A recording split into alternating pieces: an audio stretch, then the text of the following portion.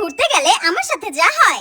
উফ বাবা, তাড়াতাড়ি করে ব্রেকফাস্টটা করে নিই। সকাল সকাল রিসর্ট থেকে লুচি, তরকারি, মিষ্টি, কলা সবকিছু দিয়ে দিয়েছে। এত তাড়াতাড়ি এগুলো খাবো কি করে? জল দিয়ে দিয়ে গিলে নি। আমি যা আস্তে আস্তে খুঁটে খুঁটে খাই, আমার আর সমুদ্রই দেখা হবে না। আমার বন্ধু বান্ধব আমাকে ছেড়েই চলে যাবে সমুদ্র দেখতে। উফ, এই গরমে সমুদ্রে স্নান করতে কি ভালো লাগছে। যা গরম পড়েছে, এই কুকুরটাও স্নান করছে। আয় আয় এদিকে আয়। এ বাবা, আমি ডাকলাম বলে কুকুরটা দূরে সরে গেল। উফ, সমুদ্রের পাশে কত ঝিনুক পড়ে আছে।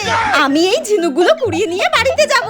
তারপর এই ঝিনুকগুলো দিয়ে ঝিনুকের মালা, তারপর কানের, তারপর হাতের সমস্ত কিছু বানাবো। দীঘা, পুরীতে এই ঝিনুকের জিনিসগুলো কত কত দাম দিয়ে বিক্রি হয়, আর আমি এগুলো নিজেই বানিয়ে নিতে পারবো এখন।